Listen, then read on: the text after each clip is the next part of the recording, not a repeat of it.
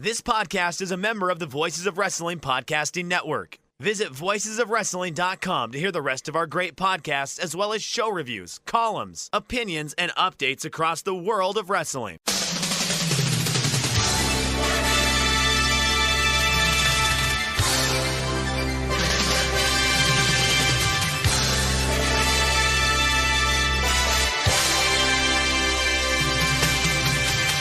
Hello everybody and welcome to the Super J-Cast presented by MyBookie. I'm Joel Abraham, joined by Damon McDonald. Damon, you do well. Excited to hear the bar is coming along nicely. Everything going great. So far, so good. You know what I mean? As best as it can be. Spirits are high. Pro wrestling is, well, let's not even say pro wrestling. Let's just say G1 because to me, that's all that matters. And to you, maybe it's not all that matters, but it's an important piece of the puzzle because it's G1 season, Joel. You know that, and it is.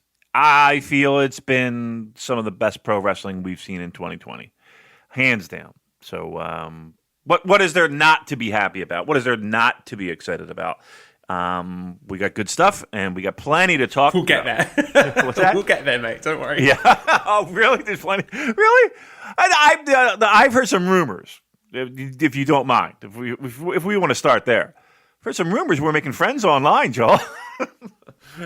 Well, okay, look, we'll get there. All right. I think the first thing we need to do, cheeky little victory lap, because there was the big announcement on October 6th that after Power Struggle, we are indeed going to have a joint World Tag League and Best of the Super Juniors tour.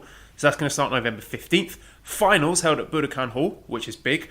And they're going to run joint show for the opening night and the final block night and the finals themselves. The rest of the tour, they're going to feature on alternating nights. So, first of all, let's pat ourselves on the back for being the first people to break that. A little hat tip from Big Dave. Yeah. David, your thoughts on that announcement? Like I said, we kind of knew it was in the works. Yes, our victory lap. We always loved. Why would anybody doubt us at this point? I mean, are there still people that question us? I hope not, because they. You know what? You know what makes me laugh, Damon? When I see these things popping up on Reddit and I see replies with the caveat, if this is true, come on. Right, come on. If this is true, don't fucking insult us like that. How dare you? Right. If this is true, when have we ever missed? We don't like if we're giving you a pastrami sandwich, we don't miss, right? I'm just saying. Here's the problem: those dopes don't listen.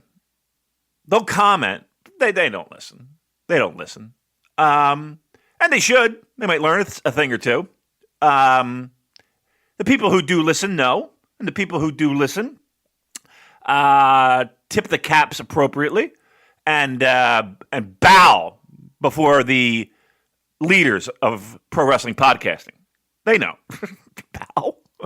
All right, we're taking this terribly.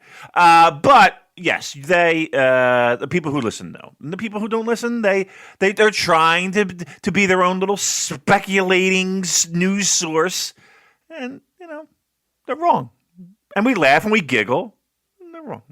But enough stroking us, Joel. We could do this all day. We could do 4 hours of this. We could do 4 hours of this type of radio. But that's not why we're here. We're here to talk pro wrestling. So the question was World Tag League and Best of the Super Junior.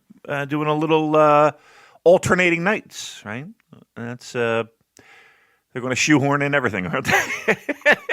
We're not missing a beat. How many tournaments have there been? So I'm just going off the top of my head, since the restart, there was New Japan Cup. Yeah.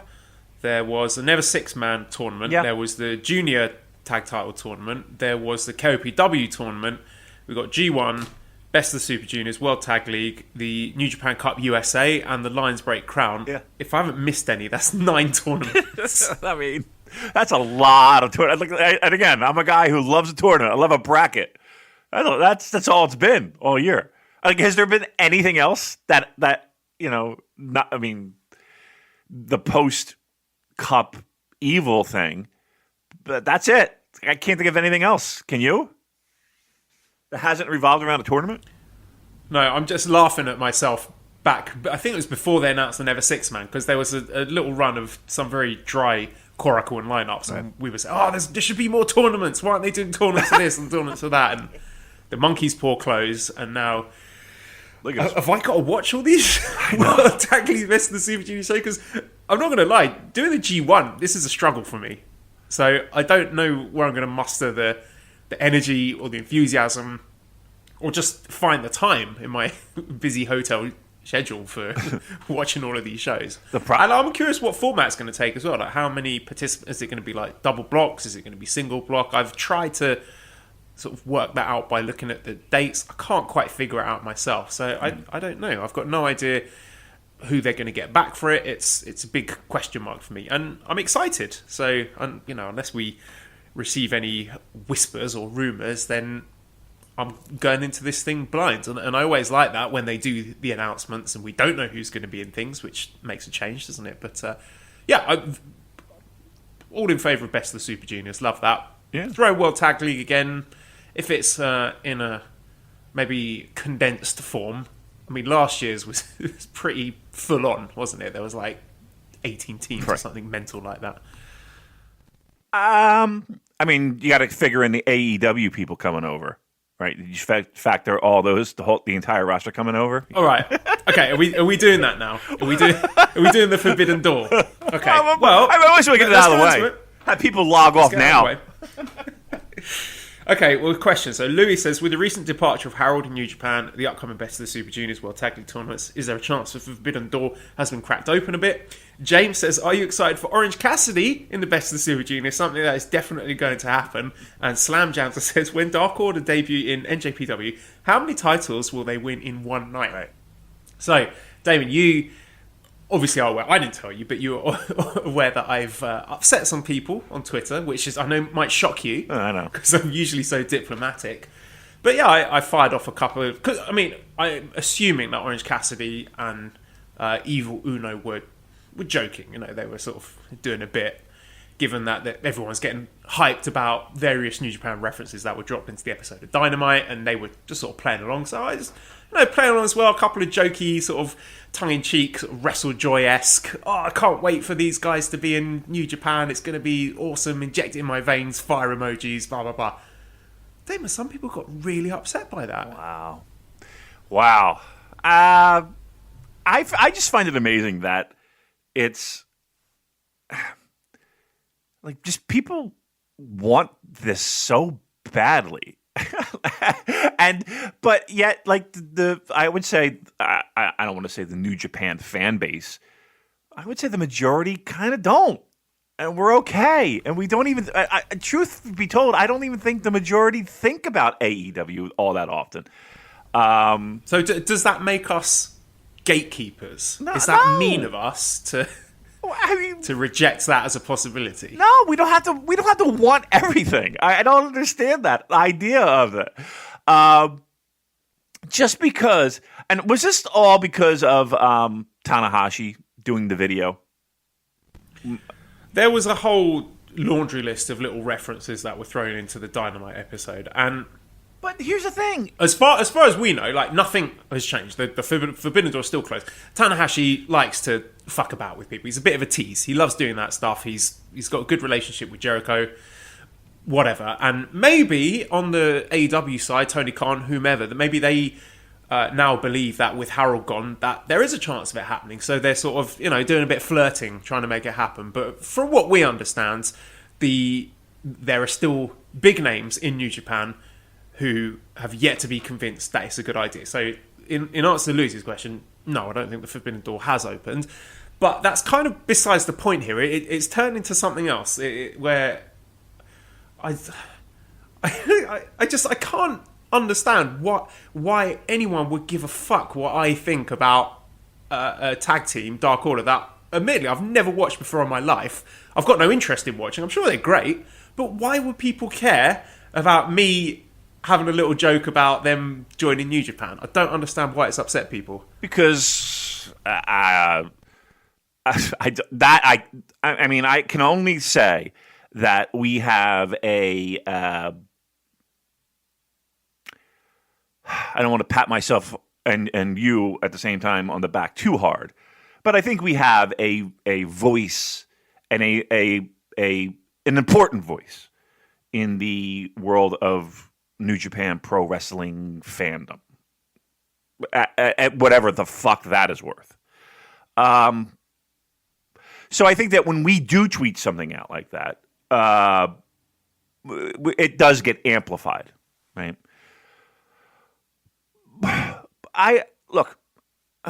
What I find in 2020 very, very, very funny is that I can watch just about any pro wrestling show, and there are references to old wrestlers, new wrestlers, wrestlers working in other companies, wrestlers who used to work for this company but now work elsewhere.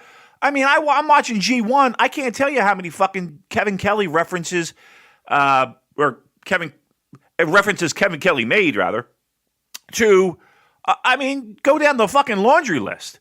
Shinsuke Nakamura, Kenny Omega, Bob Armstrong, I heard in there. A Magnum TA reference.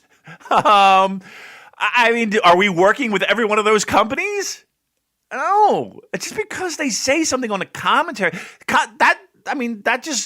All that's saying is that the management has given them the okay to treat pro wrestling with some sense of history. Like, we're not ignoring where things come from and where things have been in the past, or where a person has worked in the past, or a relationship they might have.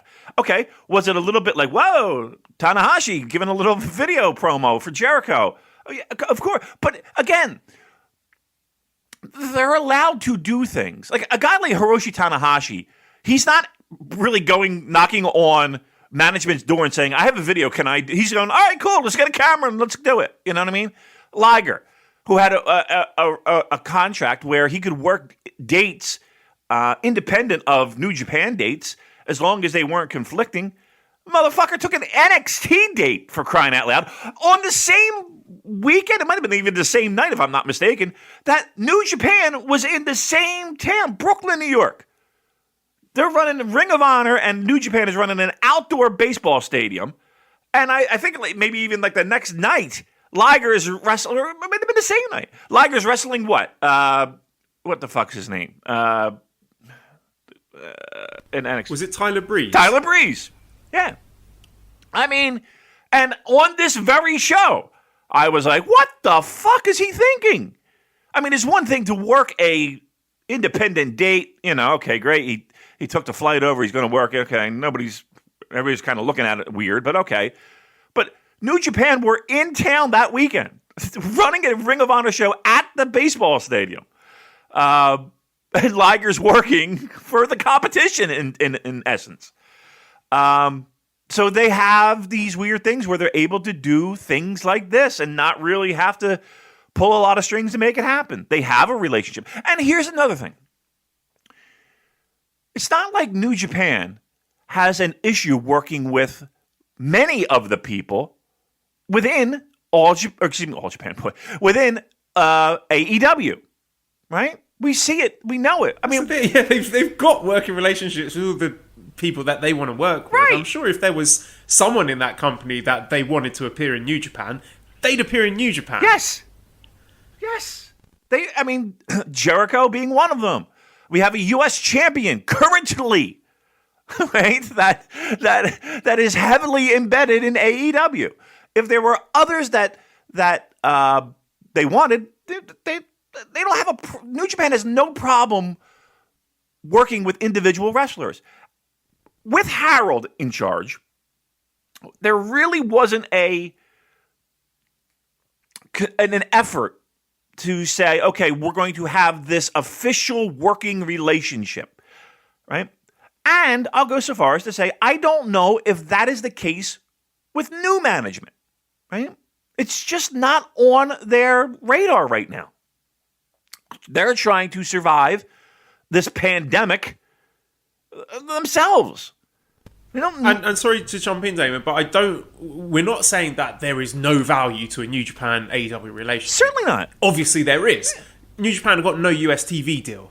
AEW got a great one. So there's one thing off the top of my head that would be a huge benefit to New Japan. So I'm not saying, I'm not even against the idea of a relationship. I'm not really that fussed. If they want to throw a few tag teams, it's not going to happen, but if they want to throw a few tag teams over World Tag League, sure, why not? It would be fun, it'd be interesting, something to watch, something to talk about. But it's just the fans. That's the worst part. Just the discourse and the arguing, and people get like 2020 of all years, for that to be the hill to die on. Me poking fun at a tag team I've never watched before. Oh, well, that is it, Joel. That you've gone too far this time. I'm unfollowing. I'm not listening to your show anymore because you made fun of. Were people saying that? How dare you? Were people saying that?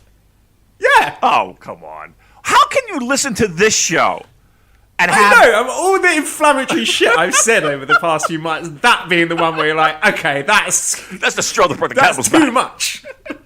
They've crossed the line. Really? That? I mean, we've said... There was another one. Someone said, I'm unprofessional. What profession? What qualifications do you think you need to host a fucking podcast about wrestling? You idiot. We get paid an absolute pittance for this. And quite frankly speaking, I don't give a fuck if people unfollow or unsubscribe. It means nothing to me. Right. We get next to nothing in terms of financial benefits for doing this podcast. We're doing it for us because it's fun. And if I think I will get some fun and enjoyment out of tweeting out a joke, I'm going to do it. Yeah. I don't care. I'll tell you what. I'll give you the name and the email address to all of our quote-unquote sponsors, and you can email them directly. I don't give a shit. Oh, my God. Yeah, I'm sorry, but if a given company wants to take away their fucking $7 a month, whatever shit we're getting paid, I will live with that. Yeah. I can cope with that. Yeah, I'll be all right. Holy unprofessional. When have we... Go back and listen to show 97. You want to talk about professionalism. Oh, my God.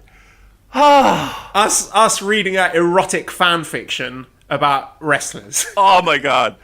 That was... I tell you what, still to this day, if I'm ever feeling blue, I pop that motherfucker on right at that spot.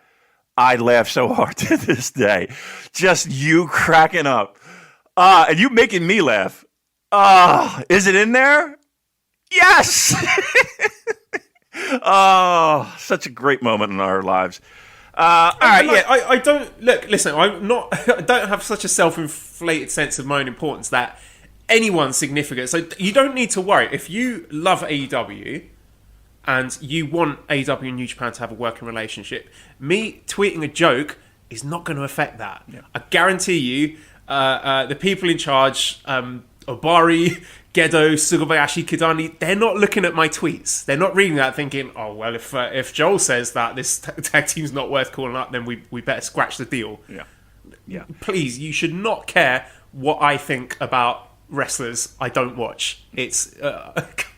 I'm an idiot. No one should listen to me. Well, I wouldn't say that. But... there's not a meeting, there's not a round table where somebody presses the cassette play button. All right, let's listen to what they had to say this week. Oh, scrap the plans. Call Tony Khan. Joel doesn't like it. Well, look. I didn't even say I don't like it, Damon. I was just, doing it's going to be so awesome when they come over. So I think the people who've read that and inferred that I don't like it, or I think they're a bad tag team, you're telling on yourselves there, because I said nothing of the sort. That's true. That is true. And again, there's certain people that they work with currently, they have no problem working with, and I would not be surprised to see other people working there. I would not. That is not to say that we have heard anything about any type of working relationship between the two companies at this point. In fact, we were, to the people we talked to, it was almost a joke, like, can you believe this again? So again, until you hear from us, but until you hear from us, relax. It's the same as it is. The idea that this has to happen and that this eventually will happen is, I don't know why. Like, yes, aside from, well, you know what? No, I'm not even going to get into what the benefits are. We have other things to talk about, and who cares? But yeah, I just don't understand the idea of people just in 2020. That's the hill they're going to die on. So, all right, well, bye. What can I tell you? Yeah. All right, let's get on to the good American wrestling then, which is Lions Break Crown. No, I'm joking. I think I'm the only person who watches this NJPW Strong thing. So here is me watching the Lions Break Crown for your sins. It was all right. It's fine. We had a 6-man tag team match. Blake Christian got the win pin. He's pretty good. One to keep an eye on.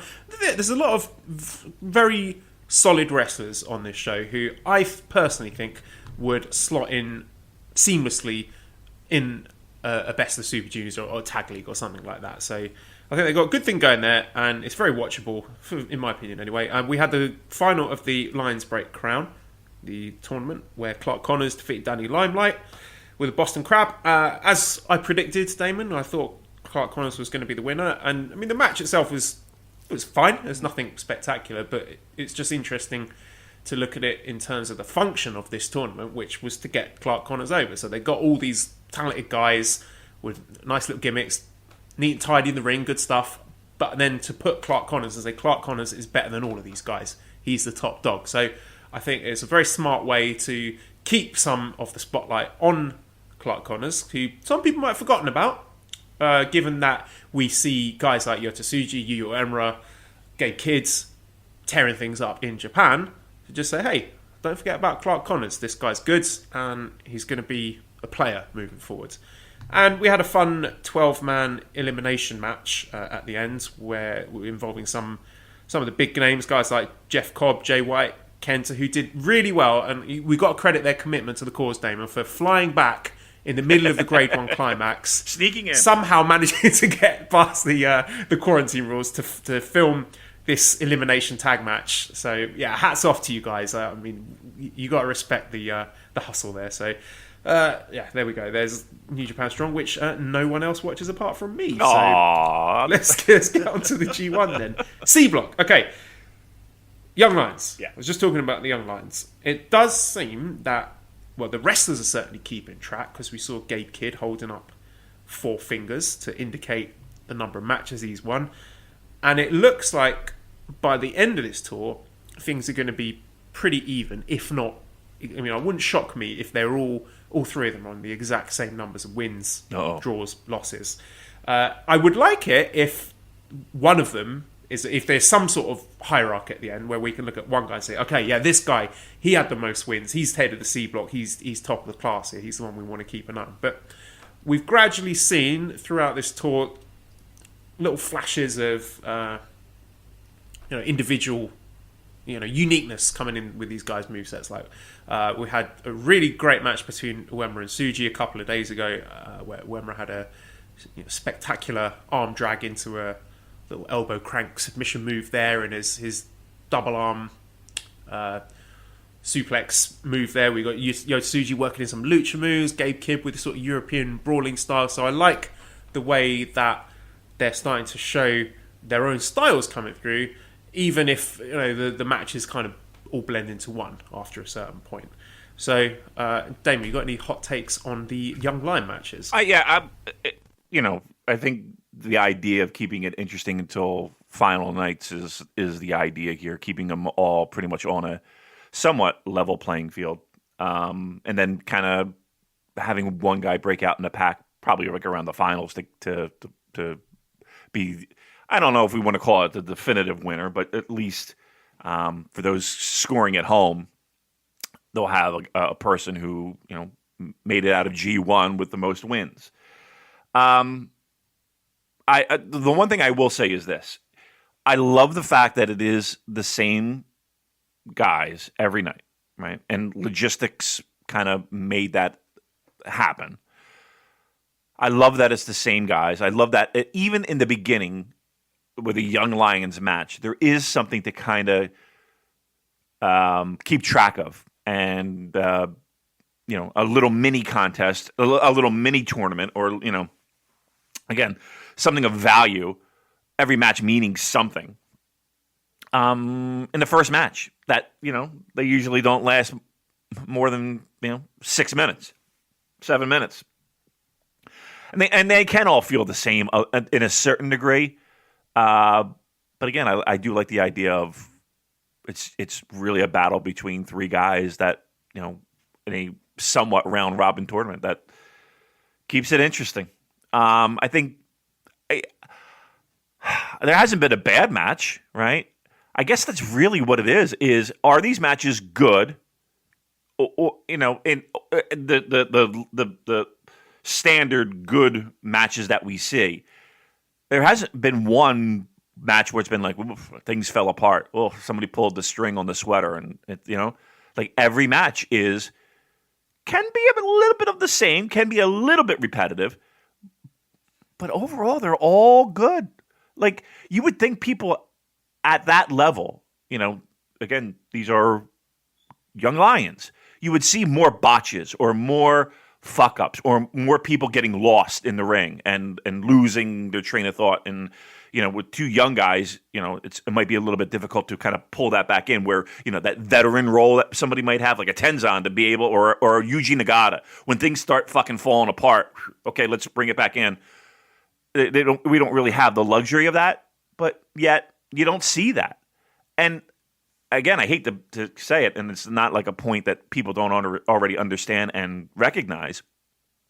That speaks volumes to the training system.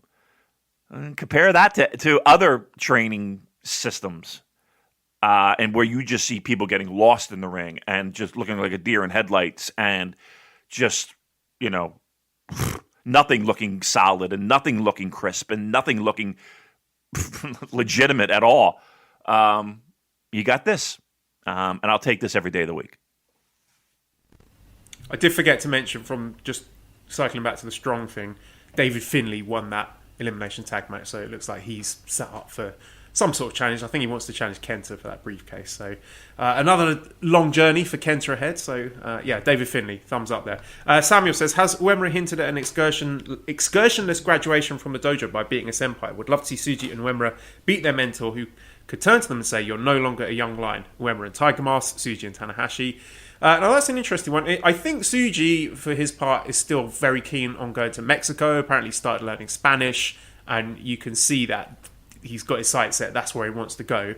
Not sure about the other two. And again, I don't know in this crazy COVID world if the excursion is necessarily something that New Japan can rely on at this point. So I would say it's very much up in the air. And again, I think that also goes for the ones who are out at the moment, like Oka, Umino, Narita. So, yeah, big question marks over those excursions for me. Yeah, that's a shame, too. I mean, imagine being a young guy training hard to have that be almost you're at a certain level when you reach that excursion time, and to have that taken off the table. I think there's a lot of people that are like that, athletes all over the world. I mean, look at people training for the Olympics, and how they've had to be pushed back. So, yeah, I think it's all depending upon where we are in the world with COVID-19, Joel. And if that cleans up, you'll see more excursions. But until that time, I don't think it's on the radar.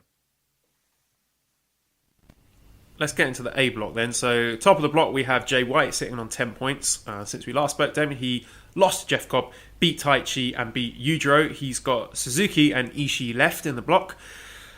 I think he's been one of the most impressive guys, most enjoyable guys for me to watch so far in the tournament. I thought the match against Cobb was excellent. I thought he made Cobb look great, even though he lost the match, obviously. So, yeah, Cobb would look great. But it was a really well-worked match, and I loved the bit at the end with Cobb picking up Gato and throwing him at Jay White as Jay White's hoist by his own petard. I thought that was a really nice way of finishing the match there. Taichi match was great. Two of my favourite wrestlers, so I like when you get the heel versus heel dynamics, and they had that kind of strange respect for each other. And Jay's talking that in the backstage interviews, I like you, Taichi, and applauding for him when he's doing the singing entrance. So that was a lot of fun, and I thought it was a really good match as well. And then the Yujiro match, very interesting from a storyline perspective. I thought it was hilarious, Jay coming out in like his tracksuit and his trainers, his bright red trainers, didn't even bother to put his wrestling boots on.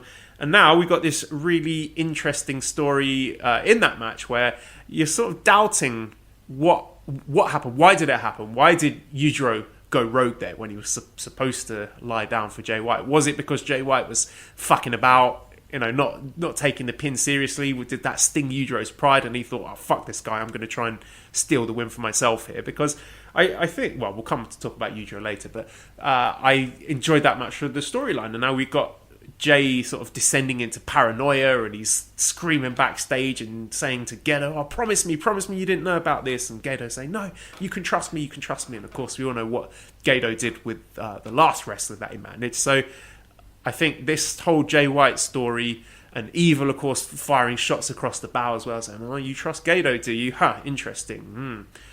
Very fascinating to see where this goes for Jay White. So not only have his matches been great, I think he's been one of the best wrestlers in this G1, but the storyline stuff is gripping for me as well.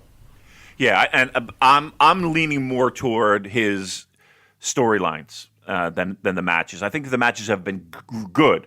I don't know if I'm putting anything in a great category, but I think Jay White has been unbelievably great, combining the entire package of what a pro wrestler is in G1. Like, to me, he's certainly in no way stretch of. I mean, people who are fast forwarding Jay White matches are out of their mind at this point.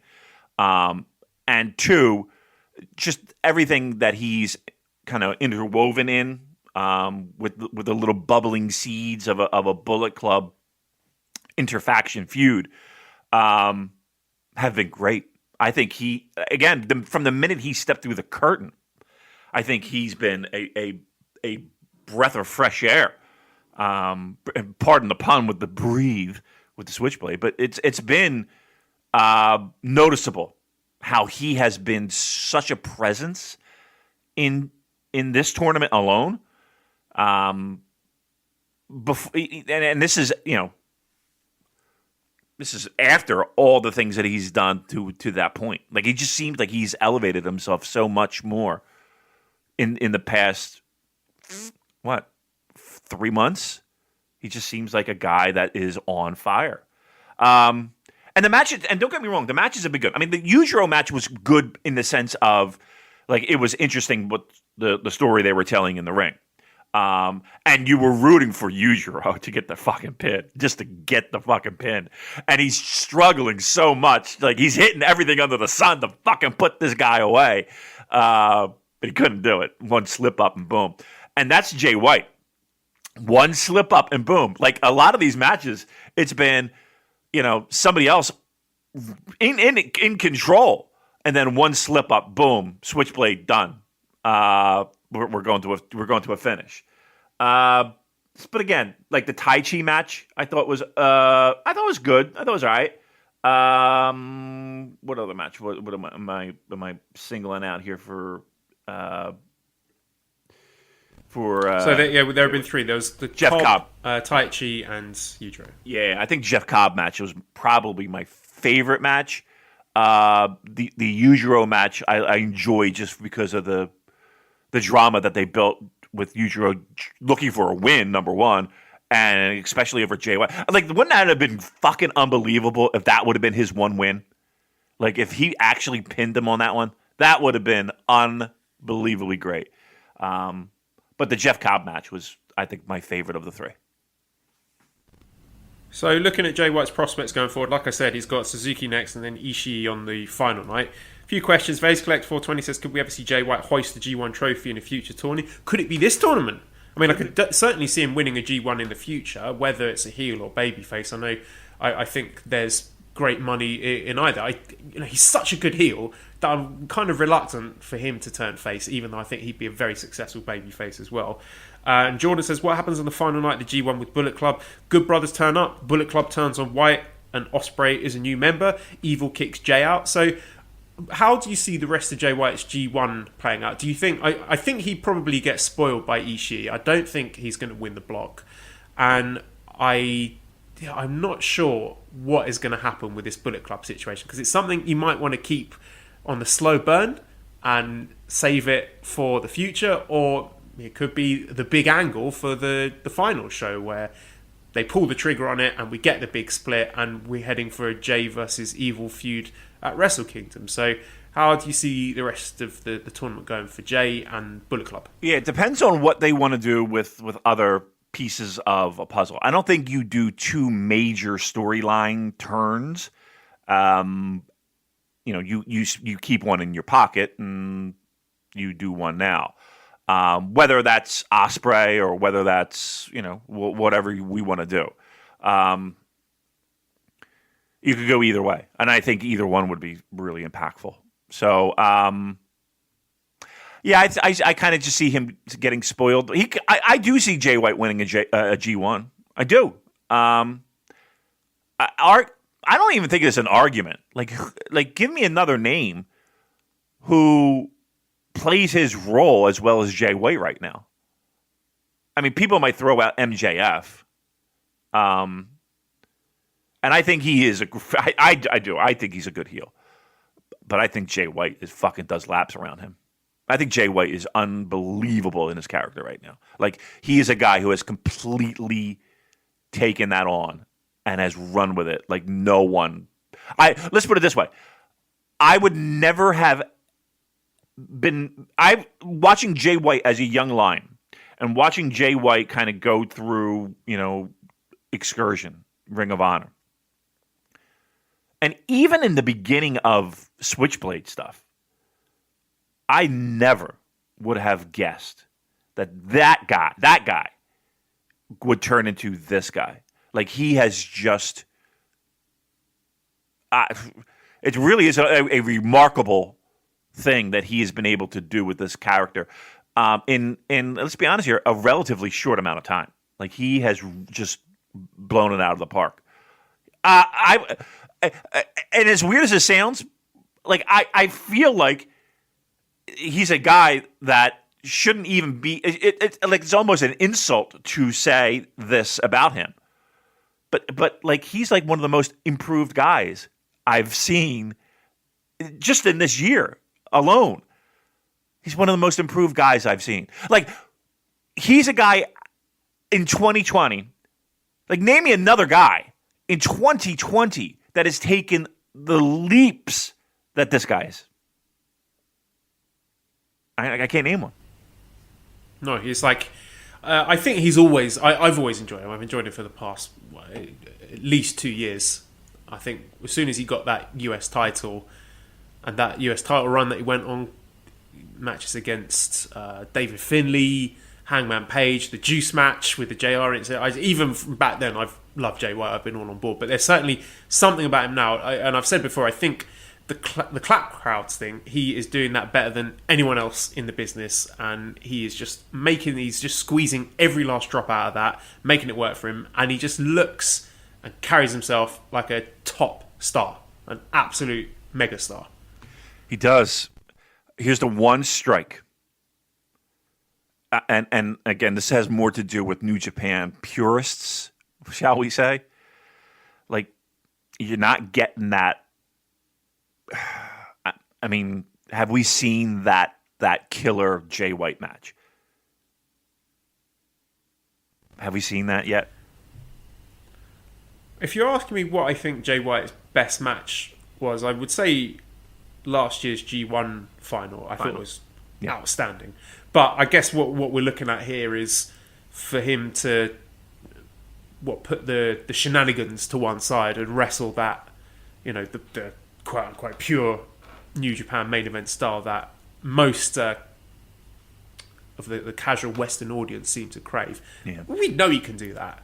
He can. We know he can do it. He's just choosing not to because that's not how Switchblade Jay White would wrestle a match. He's a guy who knows that he can't beat the top guys, on most days unless he catches them off guard. So he does. He relies on that cheating. So the day will come when he stops doing that. It will come, And I think at that point, then everyone will be on board the hype train and realise what a megastar this guy really is. I'm in agreement. Give me a letter grade for his G1. I'm giving him an A. A. I'm giving him a B plus. B plus. Match quality hasn't been as good as others, but overall, I think he's been just fantastic. So I'm going to go B plus because I still think there's a couple nights to go where we're going to see some things kind of play out that might change that letter grade. But let's give it a B plus for right now. Let's move on to Kota Ibushi, also on 10 points, who beat Will Ospreay, lost to Shingo, and then beat Suzuki. He's got Yujiro and Taichi left.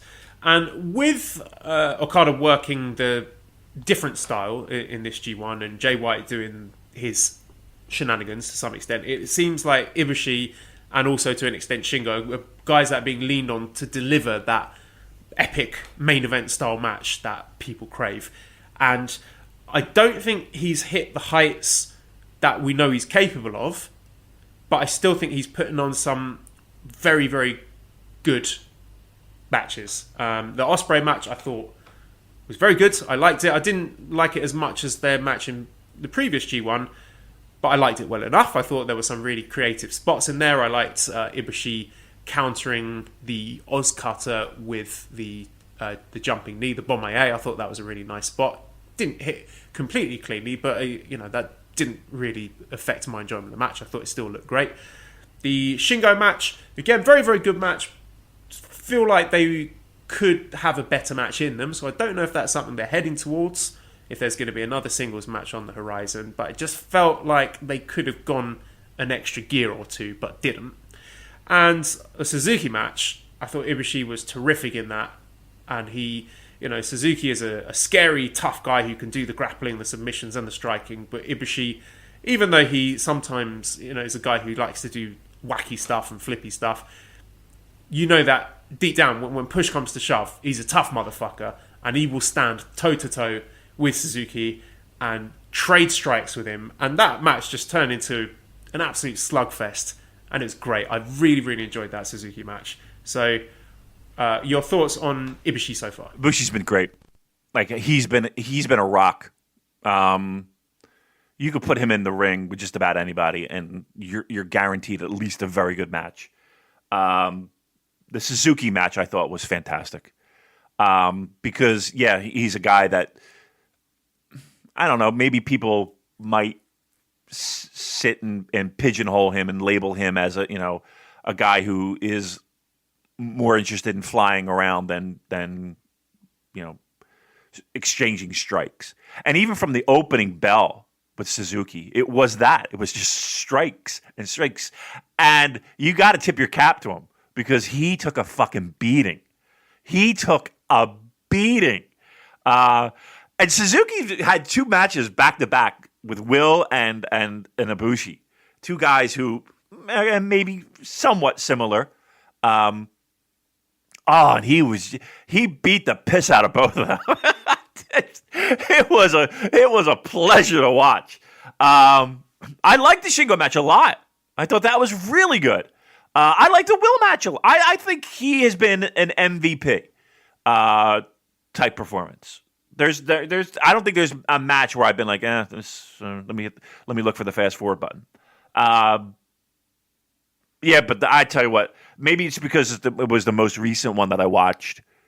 The Suzuki match was just unbelievable. There were a couple moments where I'm jumping out some of the headbutts, some of the fucking, and we say it all the time with Suzuki too. His fucking strikes are just the best in the business. I don't give a fuck what anybody says. They just have this sound that no other person can create. But Ibushi he's been top notch for me. He's been top of the heap. I would give him a solid A so far. A question from Elliot said, what made that Suzuki-Ibushi match so special?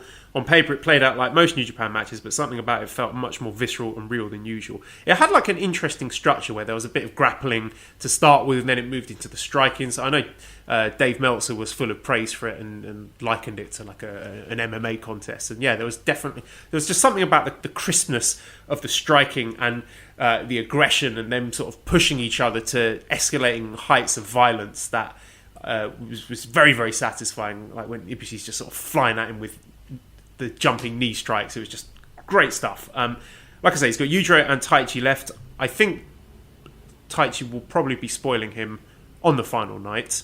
I don't think Ibushi's going to make it through to the final. No.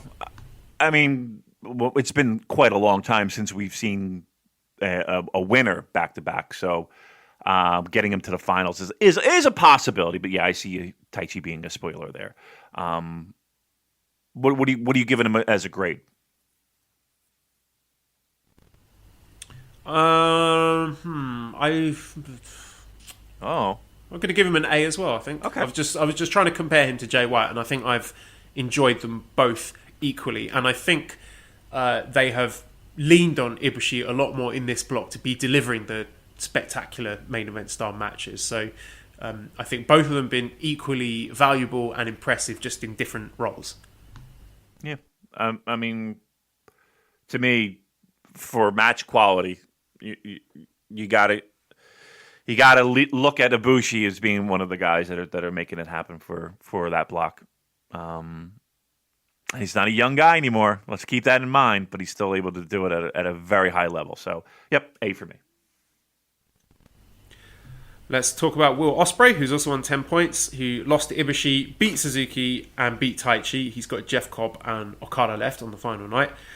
So, Will Ospreay.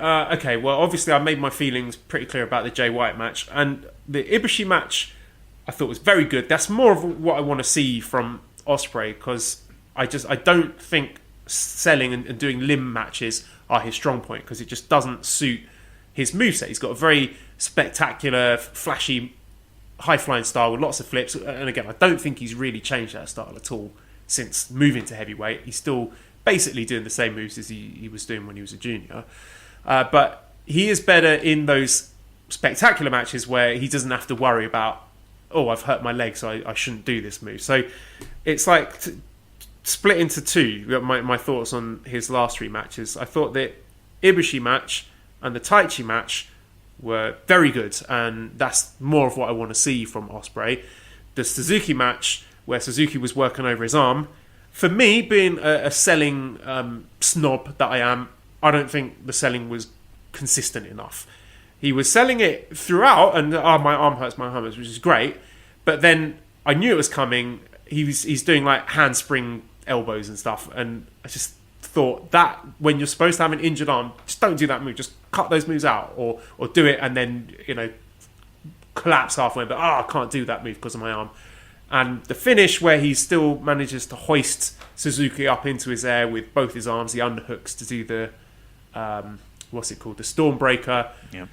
I don't think there was enough evidence of the arm work that Suzuki had done that was evident in that finish. And this is not a hard and fast rule for all leg matches or arm matches that it's got to play into the finish. But I think if it's something that a body part that someone like Suzuki has been targeting for the entire match, I want to see some evidence of that in the finish. And some people on Twitter were saying, yeah, if you look at it carefully, then you can see he's actually lifting most of the weight with his right arm, and the pin is with this. It's sort of splitting hairs at that point. It wasn't evident enough. I think if you're going to do a leg match or an arm match, you've got to be a bit more creative in how you finish the match. If your finishing move depends on using that limb, then change it up a bit. Some people thought he did. I don't think he did. It didn't reach that bar for me. So, yeah, I would say Ibushi Taichi match, thumbs up. Suzuki match, thumbs in the middle for that. I really enjoyed the Suzuki match a lot. I liked the idea of Suzuki targeting a body part, beating the shit out of it. And, Will, I think for the most part in that match, sold the arm. I thought it was a continuous thing. He was constantly, shaking, moving, tapping, recognizing that, it's been battled on. Yes. And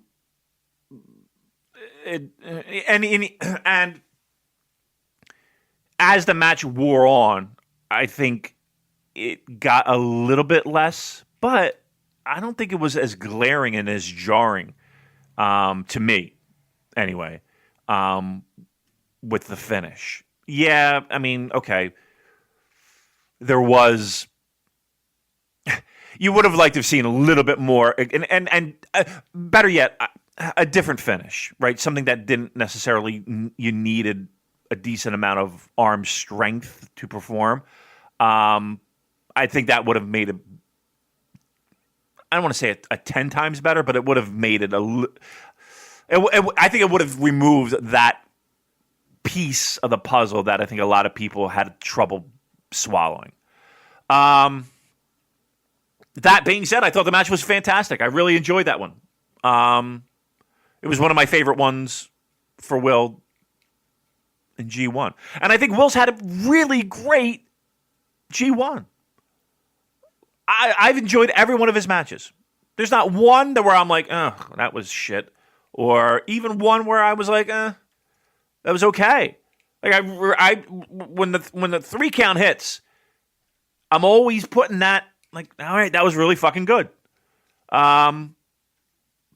Give me a letter grade for Will Ospreay.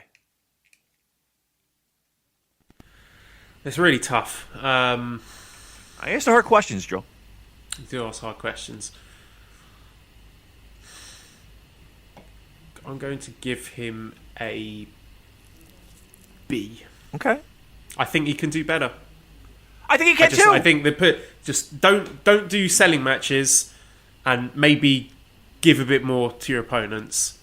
And I think he's giving less to his opponents than he did last year. So I just think he's taken a bit of a step back. But actually, on the other hand, I want to give him praise for something, which is his heel work, because he's come across as absolutely obnoxious. Mm-hmm. In a Taichi match, he came across as this really horrible Ibushi match as well. He was just acting like a little prick. So I think that is something. I mean, I'm sure it's intentional. I don't know what it's building to, but I think that's something that's been effective so far.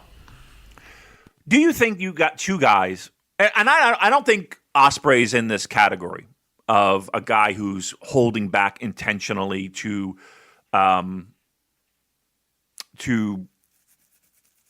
give us something more at the end.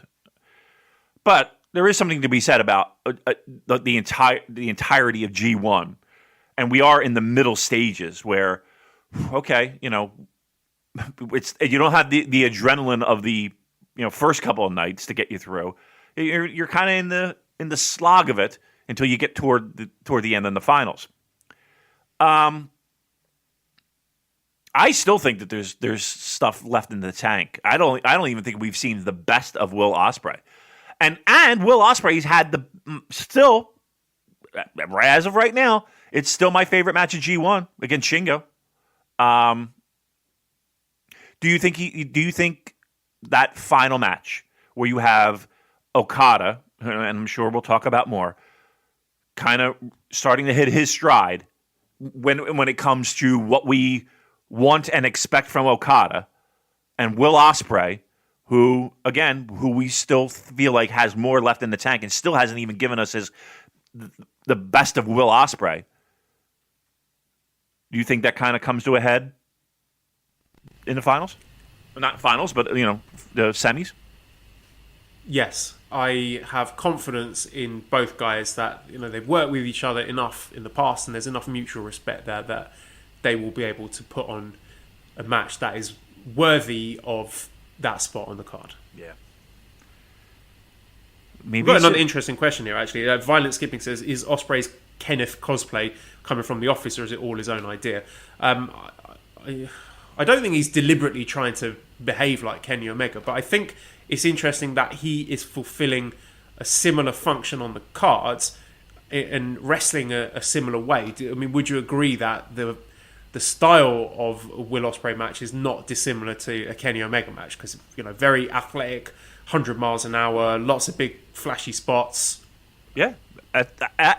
Yes, and I will also say, asterisk, that's not a bad thing. You know what I mean? That's not a bad thing. Yeah, definitely. There was a hole. Kenny Omega did leave a hole in the roster when he left for those sort of matches that are going to make casual Western fans sit up and take notice of. And Jay White, we love Jay White, but he is not that wrestler. He's a completely different guy. So I think, I don't know in terms of if we're talking specifically about Bullet Club or heel or whatever it is Ospreay's doing, but in terms of the style of matches, I think he has basically filled that Kenny Omega spot. So he's got Cobb and Okada left. Do you think he beats Okada in the final? I don't. I think he's going to push him close, maybe get close to the 30-minute time limit, but ultimately be unsuccessful. I don't know, man. I think there's a very good chance he does win. I really do. I think there's a very good chance he wins. To me, you don't just put that match there just because it's a great match on paper. Like there's something else there. And I think everything that we're seeing with Will, from everything that you described, helps bring us to that point. When I saw that match, Joe, they could have put that match, Hiroshima, Osaka, they could have put that match at any point. There's a reason why matches are put there. I don't know. It's to me, it's either a win for Ospreay, a clean 1, 2, 3, or it's something happens. I don't want to say I'll be disappointed if none of those two things occur, but boy, it just really fucking feels like there's a reason for that match being placed there. Other than it's going to be a great match. Let's move on and discuss Kazuchika Okada. So he's got 10 points as well. He beat Suzuki, Cobb and Shingo. He's got Ishii and Ospreay left. Okada, the big sigh before this one. Let me start with the questions here. Daryl says, who, if anyone, has been a disappointment? My nominee would be Okada. Seems like this angle was drummed up by the people who brought to us being the elite. Why would someone this great purposely behave so illogically and incongruent with his established character? And Andrew says, people have been saying Okada has been pretending to be bad to tell a story. What if it's the other way around and he was always bad, pretending to be a good wrestler and only wrestling good matches to tell a story? Go it's away. A joke. But. I know, but I know. Okay, I think I'm gradually coming on board with this Okada thing because the matches are getting better. The Suzuki match was, getting into what you expect from an Okada Suzuki match. They've had spectacular matches in the past, and then he did the sit-down pin, which he used on Kenny Omega, he used on Chris Jericho, Yano used on him, and I get that's part of his little back catalogue, and he pinned him, and I was like, oh, you fucker! I was angry when that happened. Because I thought they've got a better match in them, and he just stole the win just as the match was getting going, and Suzuki was angry as well. And then I thought, well, maybe that's the intended reaction, isn't it? That he's kind of sneaked the win there when I was over for him to get a more sustained beating. So the fact, again, it got a reaction out of me. Something to be said for that. Jeff Cobb match, again, I thought that was good as well. He's sort of getting thrown around by Jeff Cobb, and Jeff Cobb starting to get a bit cocky, thinking, yeah, I can beat this guy. He's not 100%. He's not taking it seriously. Jeff Cobb gets a bit arrogant. He's doing the Rainmaker pose, gets caught out by the same pinning combination. And then the Shingo match was where, and I said on Twitter, it's a bit like a JRPG in these games.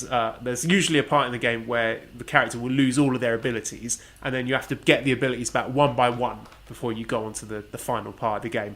And that's what it feels like. That throughout this G1, Okada is getting one of his signature moves back each time he goes out, and everything's getting a little bit crisper, a little bit cleaner. I don't know if that justifies him wrestling in a slower, more boring way at the start of the tournament, because at the end of the day I want to be entertained, and a lot of the matches he put on earlier in the G1 and before the G1 were disappointing, and I'd expect more from me. So the Shingo match was great. I love the Shingo match, and it just seemed like he was about to put everything together, the Osaka crowd were going nuts. They were, they're not allowed to shout, but they were still making a lot of noise. There was still a lot of audible sound there. And it got to that climactic point in the match. He's doing his signature spots. He's doing the picture-perfect drop kicks and a tombstone. And then he grabs the wrist and you're like, is he going to do the Rainmaker? No, he's put the fucking money clip again. And then the crowd, was like the air being let out of a balloon. And they wanted to see the Rainmaker. They thought they were going to see it. And he eventually beat Shingo with the money clip. And to be fair, Shingo sold it like death. Shingo did a tremendous job selling it. Nearly, grabbing the referee, putting the referee back when the referee is about to call the match off. And then Okada adding that little backbreaker move into it to lock it in tighter. And Shingo looking like his eyes are going to pop out of his head. So Shingo was tremendous in that match. Like, incredible performance, getting that submission to look dangerous and deadly. So I guess what I'm coming to is I think I'm nearly there with the Okada story, but I need to see what the payoff is before I can say whether or not I think it was a success. Because at some point, you imagine he is going to do the Rainmaker Lariat. Is it maybe he's going to transition the money clip into the Rainmaker? It could be against Will Ospreay. It could be against, I don't know, Evil in the finals. Maybe saving it for Wrestle Kingdom. Is the impact of that compromised by doing it in front of a clap crowd? Am I really going to be able to say, yes, this was a successful storyline when the only way people are allowed to react to it is by clapping? So I'm kind of in two minds about this, Damon. I'm struggling with it. I think it's all been very intentionally done by Okada, and to use a disgusting sexual analogy for it, it's like, he's edging, and you're getting there, you're ready for the big bit at the end, and then he's leaving you with blue balls or ruined orgasm, or whatever disgusting metaphor you want to use there. But it all feels very intentional, but I can't give it the double thumbs up until I've seen what the payoff is. There's not a podcast on God's green earth that's going to compare Okada matches to Edge. I love it. That's what it felt like in that Shingo match. Like he's got our dick in his hands and he's doing all his little tricks. You're like, oh yes, come on, Kazuchika, give me release, and then you get a sad little dribbly ruined orgasm at the end when he slaps on the money clip. And you're like, oh, you're so close to it being perfect, and you ruined it. Oh yes. I know it's vile, but am I out to lunch? Is it's pretty hot, Joel. Analogy? I got a boner. I'm not gonna lie. Look, the Shingo match was the first time where I am on the edge of my seat, and I feel like I've been taken back in time with an Okada match. It was the first time that I'm like, he's here. He's back. I can't tell you how many times I've said he's back. And again, New Japan production, chef's kiss. They were right there. They are on top of the shit like no one's business, right? Again, zooming in on the wrist control stuff, because again, making us ache for it. We're aching for what in essence is a clothesline. Think about that. You know what I mean? Like, we are aching for that. But this was the first match. Everything felt crisp. Everything felt like had more pep. Everything had more spark and sparkle. Everything. From the minute he walked in the ring, everything felt like he was back, right? So yeah, I can't think how anyone can think these past matches haven't been an intentional thing. Because in an instant, the dropkick had, 6 more inches. The punches and the strikes were that much more crisp. The timing was there. The energy was there. The fact that I gave a now again, maybe it's the opponent. Shingo was fucking great, but This was the first time I felt an Okada. That's it. This was the first time I felt an Okada match. And everybody in that fucking building begging for it. You're right. They're begging for that fucking clothesline, that fucking Rainmaker. And still, we didn't get it. So yeah, this no doubt is intentional because you don't just turn it on. You don't just turn it on. Everything that we've been craving for, and you're right. It's piece by piece by piece by piece by piece. This is masterful, actually. If you want it honest, this is pretty fucking masterful. I wasn't on board in the beginning by any stretch of the imagination because, again, you don't understand it. You don't know why you're on this fucking dirt road when there's a highway right next to you. And you're like, why am I on this fucking dirt road? Just get on the highway. I'm bouncing around. I'm uncomfortable. This isn't fun. There's an on-ramp right up the street. That match put us on a fucking on-ramp. That got us on that got us on pavement. That got us on the highway. And away we go. So yeah, maybe could it be injuries? Of course. Could it be just a guy working smart and saying, okay, I'm going to take it easy for a little bit until we get to of course. Could it be a guy? Again, 2020 has not been the greatest year for Okada. It has not been. Let's be fair. It started off amazing. The two Wrestle Kingdom matches, incredible. And now you've laid it out like that. It seems like he's thinking, okay, like exactly like you say, I'm going to take it easy until these big matches, and I need to come up with a storyline to go along with it. Yeah. I mean, there's no other logical explanation for it other than that. And that's now that the realization is there of people kind of seeing that. Because, again, proof's in the pudding, these last couple matches. These last couple matches have nowhere near where he started. When do you think he busts it out? When is he doing it? Look, there's no one better when he's that. I don't care what anybody says. There's no one better. That Okada. What do you think he's saving it for, though? When do we get the payoff? I'm telling you, man, I don't want to be disappointed by it, and I don't want me to fucking, work myself into a froth. I keep looking from the day they announced that match, Joel. That fucking Ospreay match just stuck out like a sore goddamn thumb. I think Ospreay. I think he pulls it out. Unless it's they're going a completely different way in the sense of angle and all that shit to do a turn or whatever. I have to think that that's the time to do it because aside from that, yes, we'll have another one big show after, right, leading up to Wrestle Kingdom, and Wrestle Kingdom. Joe, I'm looking at my calendar. It's October 12th. We don't got that fucking far to go for Wrestle Kingdom, right? I don't think they wait that long. I think they do it here. I think they do it here, which will lead to a Wrestle Kingdom. But that'd be something if they did that they were able to stretch it that far, make it the Wrestle Kingdom, and that be the moment. Wouldn't be bad. I just think of Wrestle Kingdom as being redemption for a lot of people, and the stories being told. Kind of, we forget we're in G1, and usually G1 we're sweating our balls off in the middle of summer. It's October 12th. We don't got that far to go for Wrestle Kingdom.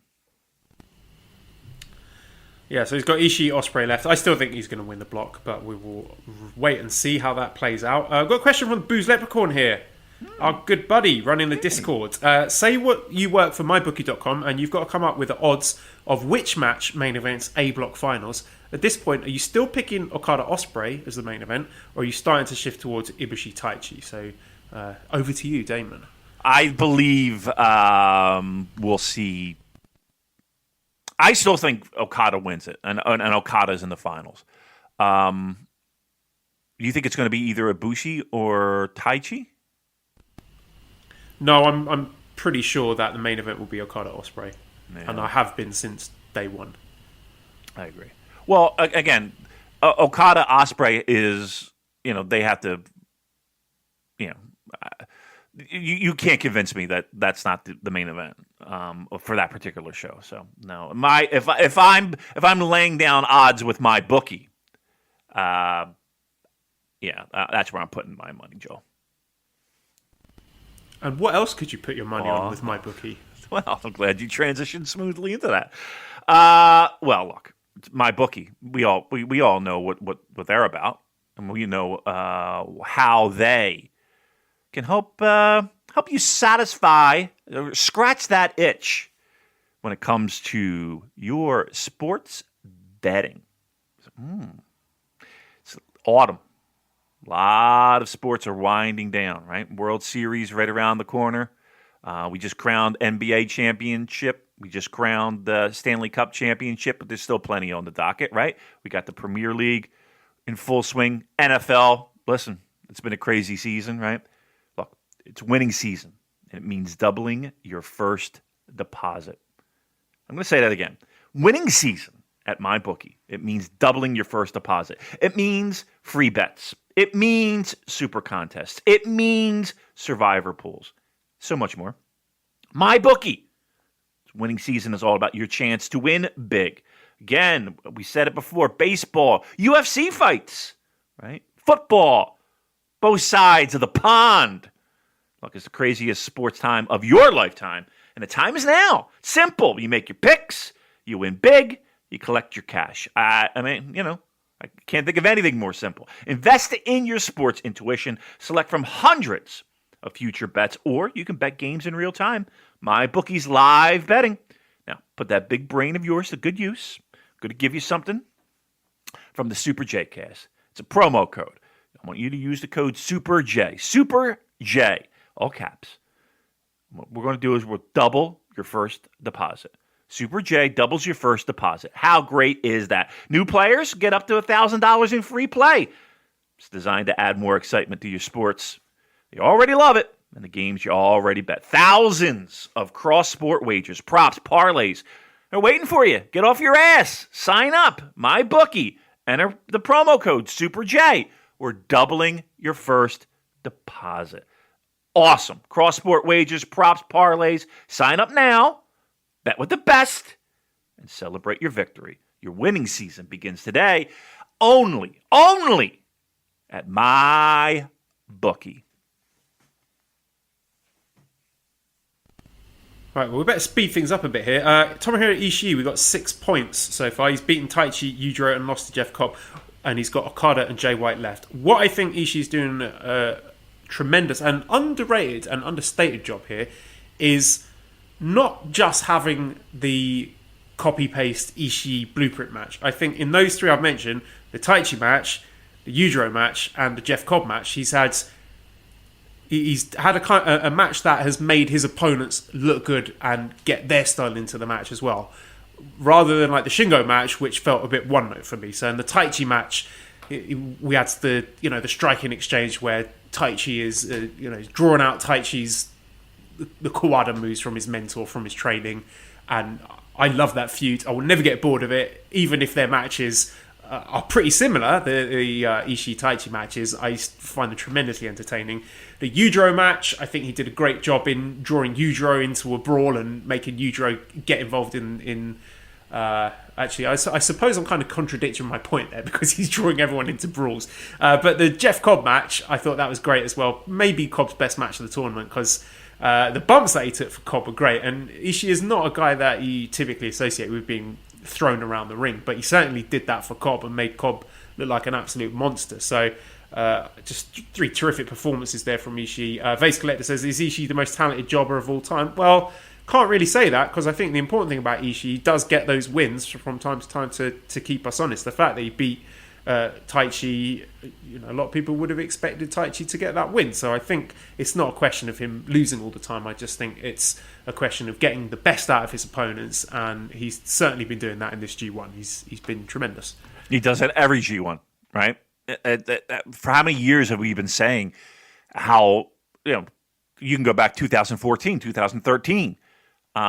It's 2020, right? We've been saying this for 5-7 years now. It's unbelievable. And that's really the key, to sum it up, is that he does an outstanding job of making his opponents look great. And you can go down the list of pro wrestlers who have been in G1 throughout the years. And if you're in a block with Ishii, you have to be not only just like, when it's all said and done, I think the majority of pro wrestlers who have been in a block with Ishii have circled that match and be like, wow, that was one of the, probably not even the best, probably most fun. They probably leave the ring thinking, wow, that was fucking fun. And he does it consistently year after year after year. And he doesn't get the accolades, right, when it comes to points. I don't want to say he'll never win it, but he ain't ever fucking winning it. He's a guy, to help balance out the points. But in the process of doing that, he performs spectacularly, and he gives people some of their best performances, because every single night he fucking does what he does, and it's great. And for me, it never gets old and it never gets tiring. He is an MVP of that block.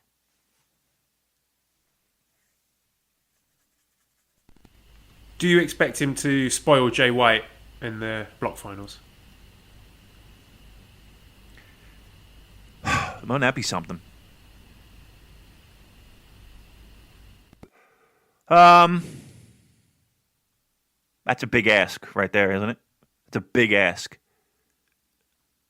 No, I don't. I could see it with the paranoia getting to Jay, and he's so distracted in what's going on. Maybe he doesn't trust Gedo, and he's side-eyeing Gedo and takes his eyes off the ball, and then Ishii wipes him out. So yeah. I could see it happening. I think that's a non-zero possibility happening. I think it is going to happen. Something's got to happen to get him out of the picture. But yeah, that's a logical way to do it. Sure. Taichi also on 6 points, so lost to Ishii, Jay White, and Ospreay. So he's lost 3 in a row there. He's got Shingo and Ibushi left. Again, I'm obviously a big Taichi fan, so I'm biased, but I think he's having a very, very good G1. He's had some tremendous matches. Like I said, love the Ishii match. I think they've got great chemistry together. I've spoken about the Jay White match before. I think they've got good chemistry together. Very fun seeing the heel-on-heel dynamics. And Ospreay match, I thought, they've had good matches as well in the past. So 3 very different wrestlers that Taichi has been able to mesh with nicely to put on 3 very good performances. And I think having a sneakily good tournament is Taichi. I'm giving him an A. I'm giving him an A for this tournament, and I'll tell you why. One, you 2 years ago, if you told me that Taichi was going to have a performance like this that he's had in this tournament, I would have laughed. 2, he's a guy where I am actively defending, right, having a good tournament. Like, I'm actively defending it against people who, aren't watching it as intently. They can't possibly be. They're basing opinions off of years past. So yeah, I think and I thought the Ishii match was fantastic, and I don't know what it is about him that he just has a great chemistry with, and people have talked about it ad nauseum. But yes, he does, and they get in the ring. It's something. Let's put it this way. As in the past, he was an absolute fast forward. Absolute fast forward. I don't even have the remote in my hand when I'm watching his matches. That's the highest compliment I can fucking give. It's not even a thought. It's not even a thought. And where he would easily be placed in a bucket of skippable. He's not even close to that. And there's a big name that we haven't talked about where precariously close to being in that bucket. Let's put it that way. Kenneth asked, do you think Taichi being less into the lip syncing, less dramatic with his pants stripping, and kick in his mic are foreshadowing some character development for him, or do you feel that they're just to show he's serious about G1? There does seem to be a concerted and deliberate transition away from the shenanigans and the bullshit into presenting him as a more serious wrestler. And I don't know if that's with a view towards Minoru Suzuki eventually stepping away and maybe Taichi being leader of that faction, or if it's necessitated it. The fact that he's been needed to be a tag team champion and have impressive semi-main events that deliver, and you have to deliver in a G1 because otherwise, you're not going to be in it the following year. We've seen it. We've seen people who have been mainstays in the G1 get dropped the following year just because someone better comes along. So there's definitely been a change in Taichi, who I've always liked, to be fair, even when he has been doing the bullshit, because I like the character, I enjoy the gimmick, but he's definitely moved. If you look at that sliding scale of bullshit to serious wrestling, it's definitely moving more towards the serious wrestling, so I think he should be applauded for that. Let's talk about Suzuki then, who is on 6 points, who lost to Okada and Ospreay and Ibushi. He's got Jay and Shingo left. I mean, we talked about all three of those matches. I had my doubts about Suzuki coming back into the G1, given how thick and fast the matches come and whether he would be able to stand up physically. Very much so. He has not missed a beat, and he's bringing something unique to the G1 in general, where he's not as athletic, or he's not maybe taking the kind of bumps or mileage that he would have done in G1s gone past, but with the strength of his character, his snarling, vicious personality, and the brutality of his strikings, no one else manages to get a sound quite like him from a forearm to the face. So it's those two things that mixed together make him, I think, a really, really valuable part of this G1 that no one else is able to bring. So I think he's been fantastic in this G1 so far. Yep, I'm giving him a solid B plus area. Two things on Suzuki. One, he does bring everything that he does looks like it fucking hurts, right? And he doesn't. You're right. He's not taking crazy bumps. He's not doing high flashy moves. That's not him. But everything he does looks like it fucking hurts, right? And yeah, there is something to be said about a guy who's 50-something years old being able to do what he does at that level. Again, we're not talking about shit off the top rope, but like there is something to be said where every night he's going out there and just getting fucking whacked as hard as his opponent can hit him intentionally. He's still a big name. He's still a fucking star.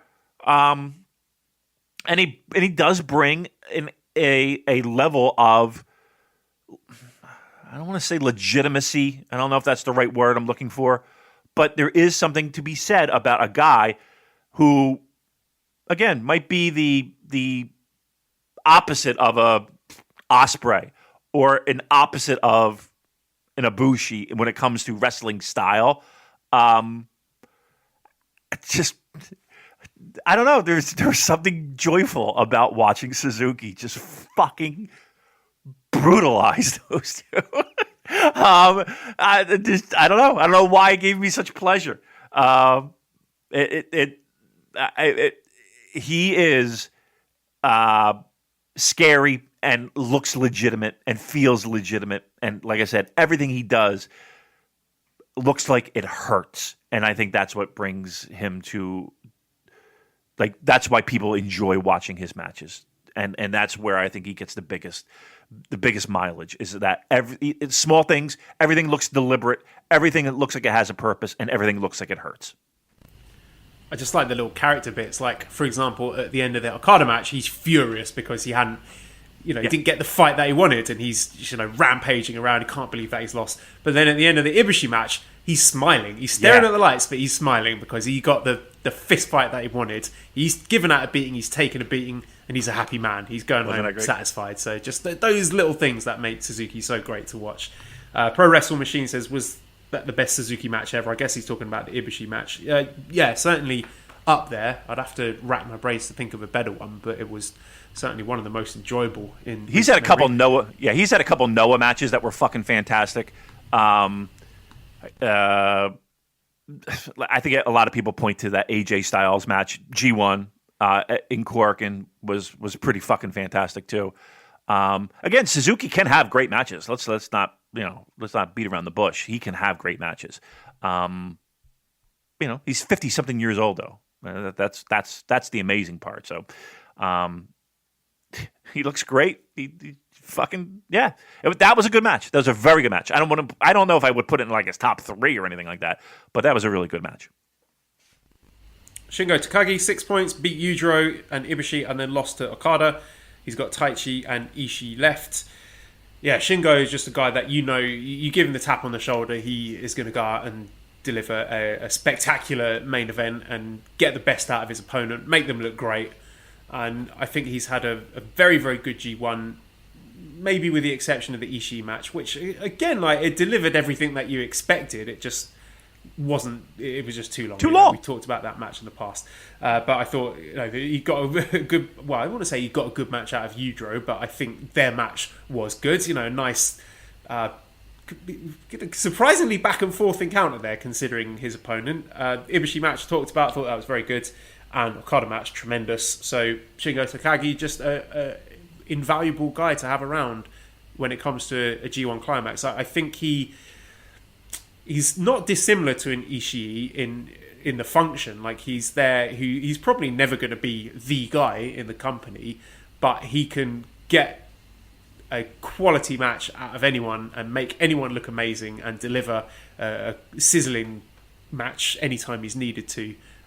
So yeah, he's having a great one. He's an MVP for me. He outstanding. I've said it before. He's arguably, for me, one of the most important signings New Japan has had in the past 4 years. Unbelievable stud. Just great matches. One of my favorite. He absolutely is one of my favorite pro wrestlers in the world. The energy he brings. Again, he's a big boy, beefy pro wrestler that has a lot of the attributes that we look at Kota and Will and Kenny, and that explosiveness in a very stocky, short, tight, thick, compact frame. He's mean. He looks cool. He fucking checks all the boxes for me, man. I think he is the bee's knees and an absolute MVP, and just an absolute joy to watch. And yes, he'll be a middle of the road guy. I can't imagine his ceiling being any higher than maybe if they decide to split them the Intercontinental title. But man, what a fucking stud! What a stud! We got Jeff Cobb, who's also on 6 points, beat Jay White, lost to Okada, and beat Ishii. He's got Ospreay and Yujiro left. And it says, how would you feel about adding Jeff Cobb to the Never/US title division? I mean, he's been a Never champion before, so he's done that already. But I think he was worthy of holding either of those titles mentioned. I think he has proved a lot of people wrong. Certainly, last year's G1, maybe we expected more from him, and the matches were quite similar. They were kind of one note. He'd get all his big power spots in, and you'd be left wanting more at the end. But I think he's doing a very good job here, having different kinds of matches each time out. Like the Jay White match, the Okada match, the Ishii match, they were all paced slightly differently. So the Jay White match, he was working from the bottom. He was fighting against Jay White's stifling style and sort of popping up occasionally with his big power spots, and that played trumps for him in the end. The Okada match, he was pretty much in control of that, and then he sort of gets a bit cocky, doing the Rainmaker pose and gets caught out. And then the Ishii match, just two big boys going to war. He's throwing Ishii around the ring. They're beating the piss out of each other. So I think he's doing a much better job this year, having different kind of matches where they're more than the sum of their parts. And I think he's more than justified his inclusion in this G1. Yeah, he's been outstanding. I mean, outstanding for Jeff Cobb, right? And I'm not saying that as a slight or a knock, or I just think that his improvement this year compared to last year is significant. I enjoy watching his matches, whereas last year, even toward the end, it was, when you knew the points weren't going to add up, he might have been a skip. There does seem to be a little variance in his matches. The Jay White match I thoroughly enjoyed, and I think it was. I love the fact that, again, if we're talking about Jay White being the sneaky, the conniving, the guy who's going to find the opening, and the minute he does, takes advantage of it. That didn't mean shit to a guy who is a human brick wall, right? Like, I love that concept of no matter what, like you weren't going to get one over on Jeff just because of his just mass and his size. Yeah, he was smart as well, though. It was a smart move, picking up Gedo and throwing Gedo at Jay White. So It's the fact that he used his brawn and his brain to overcome a superior opponent there. Yeah, absolutely. I'm curious to see people's pick'ems and how many people would have circled that. It's pretty interesting booking, to say the least. He's been good. Jeff Cobb has been very good.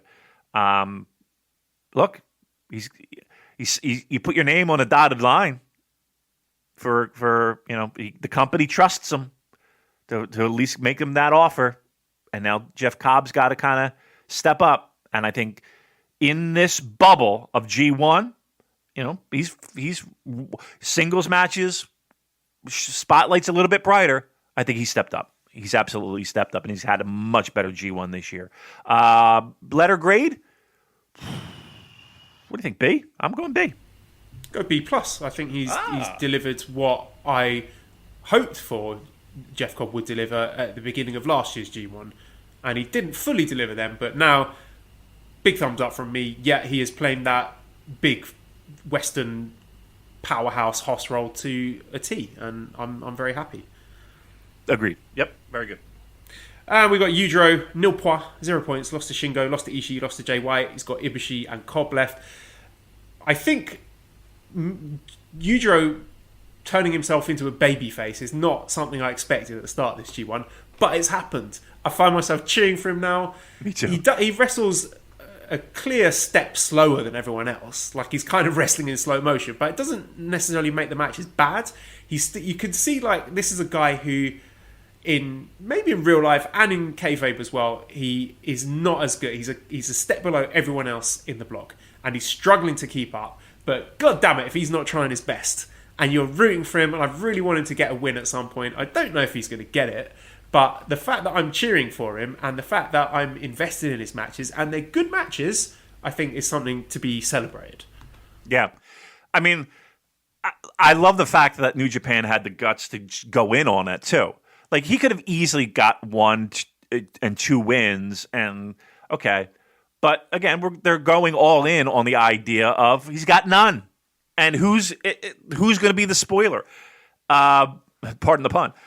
Who's going to be the guy who he does get the win? Or are we going to go all in and be like 0, nothing? And I thought the Jay White match was going to be it. I really did, and I don't. What else can you ask for when you can get sucked into that? That's what makes pro wrestling great. And if it takes a guy going over, then so be it. Let's do it. And again, there is something to be said. It is pro wrestling, and the argument can be made that pro wrestlers, they don't give a shit. They're out there to be a professional. There it is again, and do their job.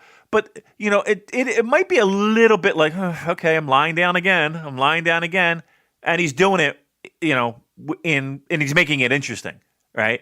I know in many of the guys that I've spoken to, when it comes to G1, they don't know if they're winning or losing until they get to the arena, and when they get to the building. So to show up and see your name not circled as going over, that might be a again, somewhat a little bit like, okay, lying down again. He's taking it like that played into the Jay White match, didn't it? Because you could see it on his face, like literally, I'm lying down again, and he's like, "Come on, get it over with," and then he's like, "Fuck it, I'm not having this anymore. I want to get some points. I don't want to be the laughing stock of the block anymore." So everything that you've described is playing into the stories in the ring as well. Yeah, absolutely. Yeah, I think he's done great. Given that, you're right. He is a step behind, but I think he's done fantastic.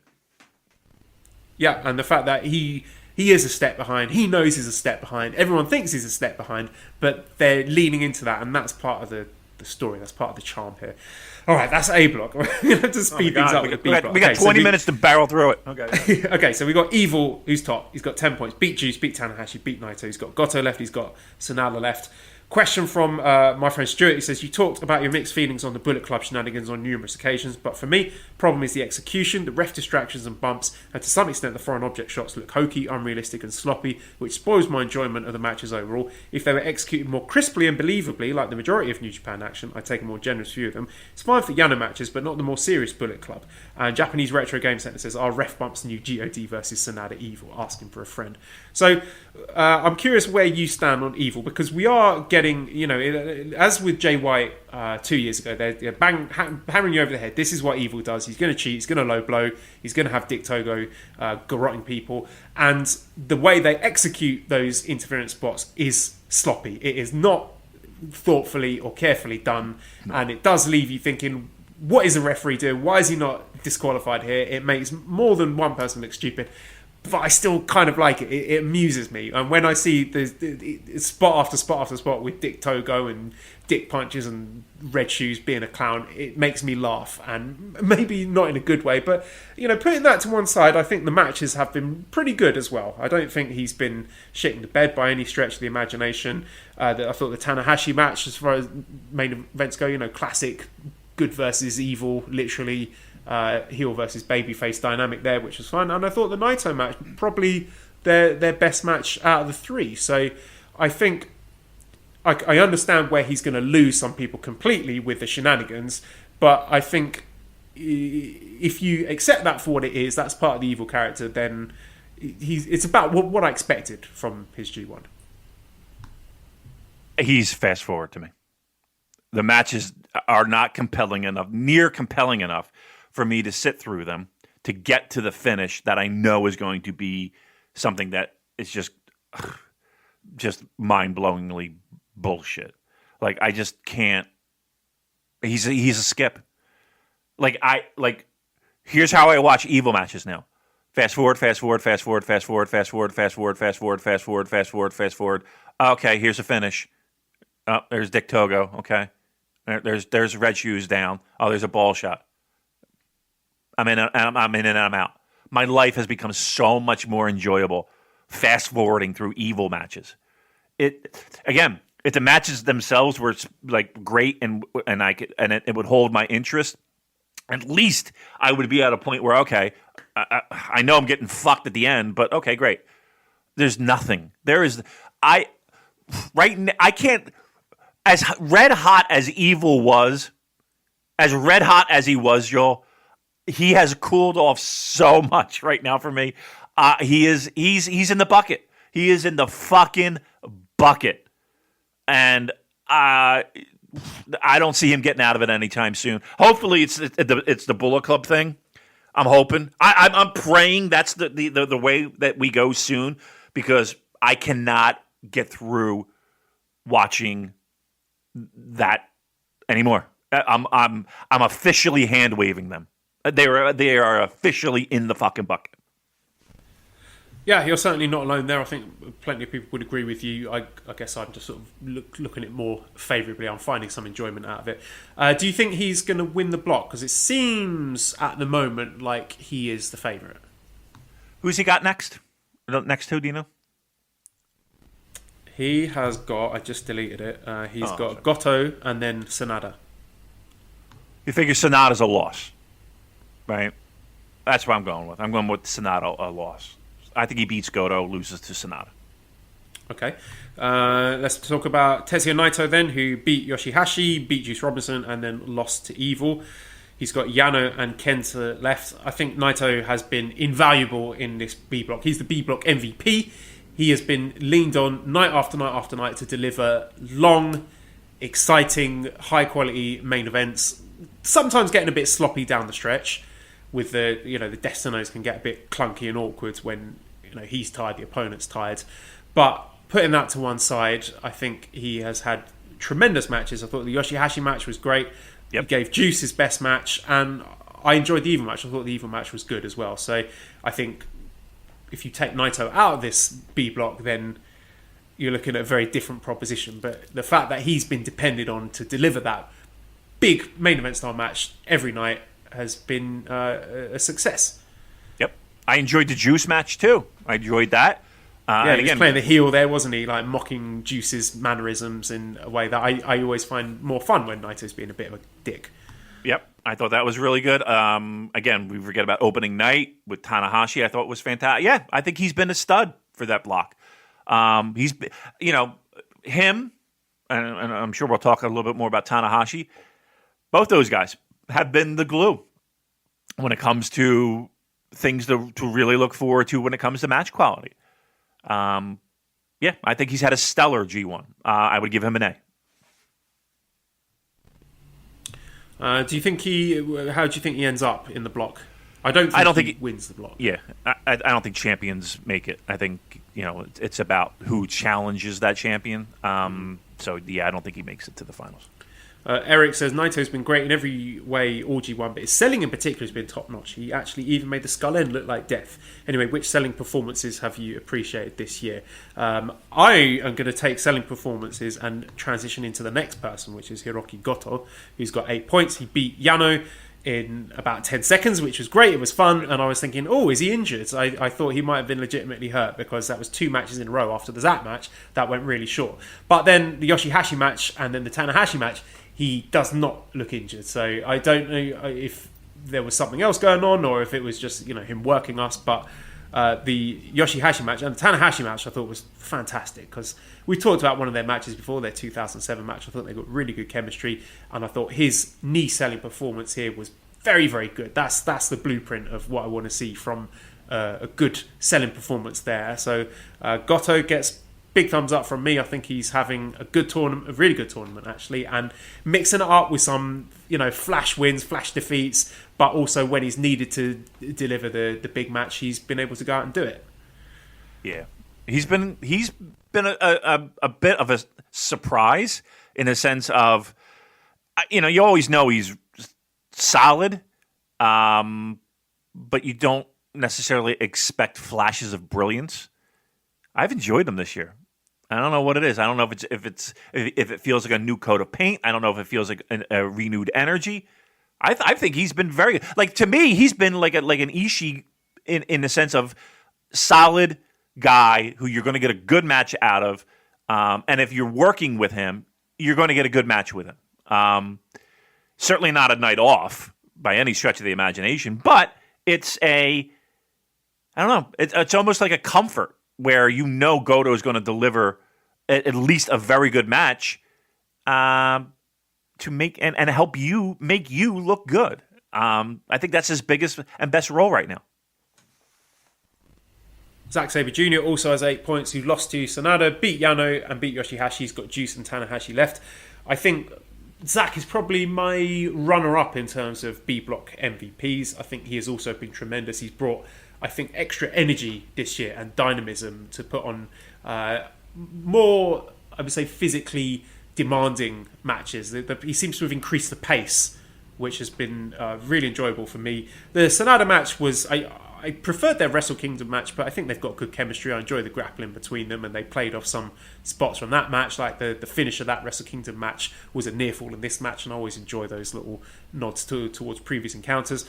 I thought the Yano match was the best Yano match so far, and I think a large part of that was because Zack was such a great straight man to play off against. Like when Yano taped Zach's hand to the chair, and then he comes back in. He manages to pull the chair in just in time. He got the timing spot on there, Zach did.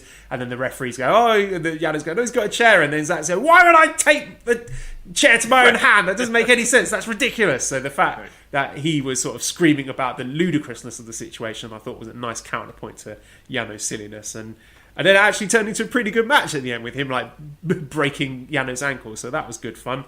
And Yoshihashi match, for an opening match, I thought they did a really good job, both of them there. So Zach, I think, again, has been very, very important part of the B block. Yep, absolutely. Always a pleasure to watch. Specifically that Yano match where he's trying to pull the fucking chair between the rail, and I'm like, turn the fucking chair! If you lose by a count after this, you're the biggest boob in the world. Exactly the same thing. It's like, you can't be that dumb. Come on, and he fucking gets in. So that was pretty nice. Yeah, he's always look. There's no question that he is one of my favorites. So I enjoy watching his matches. I love his style. So I like it when he's in the ring with guys that are completely different and just creative ways to tie up limbs. That fucking gets me going. That gets my pants down. So. It's kind of hard for him. He's got to really shit the bed for me to give him a bad grade. But yeah, he's at least a B level right now. Sanada also has 8 points, beat Zach, Kenta, and Ju, so he's got 3 wins in a row there. He's got Tanahashi and Evil left. Vase Collector says, is Sanada cosplaying as Ryuji from Persona 5? Will you guys play Persona 5 after Final Fantasy? I do have Persona 5. I haven't played it yet. It's waiting for me in Shaman, so that's something I'm going to do when I get back. Mike says, is it time to abandon the received wisdom that Sanada is a good wrestler who just struggles with personality and admit he's not good at all? He's been below Yoshihashi for me, which isn't an insult, but he's never ace material. Yeah, he's been a disappointment for me. I think those 3 matches, the Zack match, Kenta match, Juice match, they were fine. They were good, but nothing that makes me think, wow, this guy needs to be elevated. And it doesn't excite me for the possibility of him main eventing Sumo Hall against Evil, which is looking like a distinct possibility. It doesn't excite me for him possibly getting to the finals or even winning the G1, just because I think if you're going to do that, you need to deliver more, and there's just the energy, the dynamism is not there. The matches get a bit sloppy down the stretch, and yeah, a bit of a disappointment for me. Yeah, I mean, I agree with all your points. He's not one of my favorites, so I feel like I'm already, a little bit behind the 8 ball when it comes to sitting down and prepping myself for watching those matches. He is what he is. I can't, I'm never going to be overly excited by him. I'm never going to be, when I see it coming up, I'm never excited. I'm sorry. He just doesn't do anything for me. So I feel like I go into it with a little bit of a bias just to begin with. He's just not my cup of tea. And he's kind of fit the mold for me. You know what I mean? He's been there. Like of the 2 guys that have been kind of Evil and Sonata have. I mean, Evil's worse for me. Sonata's not quite in that fucking fast forward hard yet. But he just doesn't do anything for me. It's hard for me to. So for a letter grade B minus C, I think he's been fine. He just doesn't do anything for me. Yeah, I can't say I'm excited at the prospect of him and Evil in the B block final. I just do it for me. Anyway, Toriano 6 points, lost to Goto, Zach, and Kenta, so he's lost 3 in a row. The Goto match was like 10 seconds, so there's not really great deal to say about that. But I do like the fact that they throw in those very, very short matches to keep you on your toes. Like I said, I thought the Zach match was very funny. I thought they were good sort of comic foils for each other. And the Kenta match, I enjoyed the payoff with Kenta's briefcase being full of all the tape after Kenta had been complaining about tape for the whole match, but it just took way too long to get there for me. So that one was a miss. He's got Naito and Yoshihashi left. How are you feeling about Yano so far? I mean, it's a palate cleanser, as people like to describe it. Again, I rate it by laughs. The Zach match was fine. Him hiding tape constantly. Okay, we get it. It's fine. He's been fine. I don't care about Yano. just let that one hang in the air there. He doesn't care about Yano. I don't. Tanahashi's got 6 points. Beat Kenta, lost to Evil and Goto. He's got Sanada and Zack Sabre Jr. left. I think Tanahashi has been very, very good this tournament. Trying to remember what happened in the matches because they do kind of blend together, don't they? I thought the Kenta match was, classic Tanahashi, him getting the main event, getting to do his air guitar at the end. That was really good. Evil match, I thought that was decent as well. Really? I didn't like the that shenanigans. I thought it was fine. Again, I've got a high tolerance, a high threshold for tolerating the shenanigans, and most people do, I suspect. I thought the Goto match was great. So, Tanahashi's been good. I think Tanahashi's been really great. I liked the Kenta match a lot. I did not like the Evil match all that much. What would we have before that? Rack my memory here. I thought the Yoshihashi match was pretty good. I think Tanahashi's had a pretty solid G1. I would give him a B right now, close to an A, maybe a B plus. I've really enjoyed it. I think he's one of those guys. We talked about Jay White being 2020, how he's just exploded. For me, Tanahashi just looks like a refreshed human being. Like the break did him so well. I think he's had a great tournament. So I think he really has, and it's an amazing thing, being that we always talk about how banged up he is going in. I think he's done great. Juice Robinson on 6 points. He lost to Evil, Naito, and Sanada, so he's lost 3 in a row. He's got Zack and Goto left. Has he been a bit of a disappointment for you, Juice? He hasn't, maybe aside from the Naito match, he hasn't quite stepped into that extra gear that we have seen from him when he gets the big spots, like I mentioned before, that Jay White match in the States. But I was expecting and hoping more from Juice Robinson, and he's been fine. The matches haven't been bad; they've been good matches, but I've been left wanting more from him. What do you think of the Evil match? I don't remember much about the Evil match because I was too busy taking a victory lap over the World Tag League Best of the Super Juniors thing. I didn't hate that match as much as I'm down on Evil. I didn't hate that match that much. I loved the Naito match. I thought that was really great. I think he's had a good, solid tournament. I don't think that there's anything that I'm going to say blew me away. The Yano match, of course, or whatever. I think he's been good. I don't have that many complaints. I think the matches that I've seen, again, the Tanahashi match was the one where I was really expecting a lot and maybe didn't get it. But I think overall he's had a solid tournament. Kenta, also 6 points. Lost to Tanahashi, Sanada, and then beat Yano. He's got Yoshihashi and Naito left. So he was our pick to win the block, and he's, I think, all but out. I think there's some wacky scenario where, like a 8-way tie or something, he can still win the block fight. I don't think that's going to happen. So I'm a bit surprised about that. Just more for the fact that it would probably mean Naito is not going to be the main event. And I thought Kenta Naito was Sumo Hall main event written all over it. But there you go. I thought the Tanahashi match was very good. Sanada match was fine. The Yano match, as I said, I think was a bit too long to get to that comedic payoff. Your thoughts on Kenta so far? I'm thinking today, and it changes almost every day for me, Joel, where I think he's one of the best in the company. And then I'll go into other matches where it's just like, oh, what's going on here? The Evil match,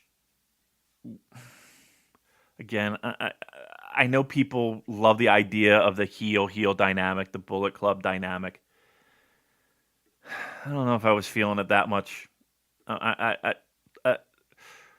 again, maybe that's more Evil. I loved the Tanahashi match. I did. I thought that was really nice. I'm trying to think, is there a guy where I felt like has had like the matches night to night have been so varying for me. The Sonata match I thought was pretty good. pretty good. Maybe it's just because he hasn't stood out to me. Like that's maybe it. Like I just don't feel like he's stood out for me since he's returned. I feel like he made more of a like he stood out more to me on Strong than he has here. Does that make any sense? Like I just don't feel like he's shined in G1. I don't know. I'm not feeling Kenta. To be fair to him, he's got these two opponents left. Yoshihashi and Naito are two people I would expect him to have very good matches. So we might feel differently about him by the end. Which brings us on to the last person in B block, Yoshihashi. Only 2 points. He lost to Naito, Goto, and Zack. He's got Kenta and Yano left. David says you've spoken a lot about how good Yoshihashi's performances have been. But what do you think of the booking of his matches? Seeing him go 15 to 20 minutes and get a lot of offense against the top guys in the block has surprised me, given his low status prior to the summer. And I agree with that, because I thought that he had a good chance of beating Naito. And when he didn't, I was like, which I think, again, speaks volumes about how well he's done. And bringing the energy and the enthusiasm and wrestling, not dissimilar to Yujiro, like a guy who knows he's got a lot to prove and knows that in terms of skill, talent, he's below all the other guys in the block, so he's going to have to work extra hard if he's going to keep his head above water, and he's just struggling to do that. And again, I like the fact that he's only got 2 points. This is a guy who was dropped from the G1 last year, so you wouldn't necessarily expect him to come back in and then suddenly be on level pegging with most of the guys in the block. So I think he has really surprised me with the dynamism he's putting into his performance. The little arm lock that he's added to the butterfly lock to make it look like a legitimate submission maneuver. So just little touches like that has got me investing in it, and I'm a fan. I'm enjoying his matches. I look forward to them. He hasn't had any bad matches, and I'm actively rooting for him to win. So a big turnaround for Ichiban Sweet Boy. Yeah, and a guy who is it's very easy to just dismiss. He's done an excellent job of making people care, and that's the biggest challenge for Yoshihashi. It's not the in-ring stuff. I think everybody can agree that there's not a guy on that roster who can't go. It's getting you invested, and the company has done a pretty decent job of kind of waking you up to that fact. He's had a real solid tournament. And again, mostly because it's about getting people to care about him. I would say, for me personally, he's had a better tournament than Kenta, and he's had a better tournament than Evil. Would you agree with that? Yes, I would. Yeah. Right. Imagine saying that. That's commendable. For a guy who, let's be honest here, is a never six-man champion. And dare I say, that's his crowning achievement in his career. And you're talking that against former IWGP heavyweight champion. Can't believe I said that. And a guy who's positioned to be a top contender for that same title. Just saying. Yoshihashi's had a better tournament than both those guys.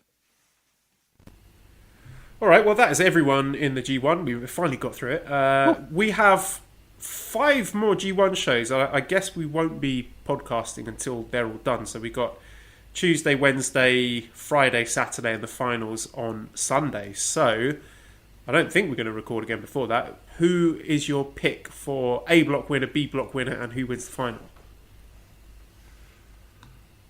Okada's making it to the final. It's that B block that's a little bit fucking weird for me. You think Evil's doing it? He was my pick. My pick was going to be Okada Evil in the final before I convinced myself about the Kenta thing. So I'm going to default back on my second choice. So I think, Okada versus Evil. Evil gets his win back. It's a similar blueprint to the Jay White thing last year, where Jay White was the champion, lost the belt, but to keep his momentum up, he won his block and went into the G1 final. So I think we're going to do the same thing with Evil here. Okada gets his win back from the New Japan Cup final, and Okada over Evil in the final. Turn you on? Not if it's anything like their match in the New Japan Cup final, which was disappointing. Which I think you can equally share the blame with both guys there, because Okada was doing his I'm in a funk thing, and then Evil was just that. That was his. No, he hadn't even turned to Bullet Club then, so he was sort of mid-turn there. So yeah. I would expect more. I think Okada and Evil have had very good matches in the past. I think they do have good chemistry. And I think if Okada is in full Rainmaker mode, which he should be, then this could be an exciting match. I hope it's not too heavy on, I'm not going to say shenanigans, but poorly executed shenanigans. Right. The problem is that you have gone to shenanigans constantly. Here's the thing. The only thing they can do is have the shenanigans play and them fucking up, right? There has to be a sense of revenge. Because there's no reason to do shenanigans in fucking Hiroshima or fucking, in the middle of this tournament. And they've done it every night, with the payoff hopefully being, the shenanigans fucks them over in the end. Or you could have Jay White, grabbing Dick Togo and I don't know. Right. I mean, we're fantasy booking, but yes, but you get my point, and we're on the same page in the sense of there has to be a payoff to that. That does not sound like a sexy G1 final to me. But okay, let's see. Let's give them the benefit of the doubt. Let's see what they can pull out. There's no way Kenta, point wise, there's no way Kenta can squeeze in there.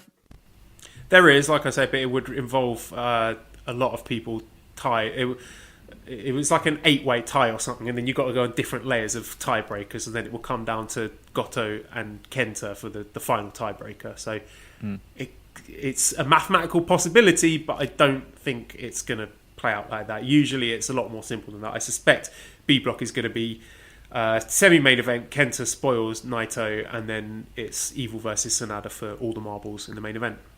Okay. All right. Look, I'm holding out hope for Kenta. I think Kenta will be a little bit more of an interesting match, but okay. Evil, we'll see. We'll see. All right. Good so far. I hope everybody enjoyed it. I know we barreled through a block there because we're pressed for time. But there's not that much to say about the B block, really. I feel a lot of the more interesting discussions were with the A block. I didn't feel like I didn't say anything about the B block participants that I wanted to say. All right, good. Well, here's what I will say. I'm fucking exhausted, and I have to go to work. Yep, let's get out of here then. So I will wrap it up. redcircle.com/shows/super-j-cast if you want to throw some money our way. And also thank you to our sponsors, MyBookie. Don't forget you can use that code SuperJ to get some bonuses. Discord link is in the show notes. Please do check that out. It's a lot of fun getting in the live chat while the matches are going on. So we've got 5 shows coming up. So if you're looking to chat New Japan, get involved with that. ProWrestlingTees.com/SuperJcast for our great t-shirts. Thanks, as always, to Editor Dan on Twitter @LousyHero219. You can subscribe to the Voices of Wrestling Podcast Network for other really good shows. Give us a 5-snake review on iTunes. Follow us on Twitter @SuperJcast. Thanks, everyone, for listening, and goodbye.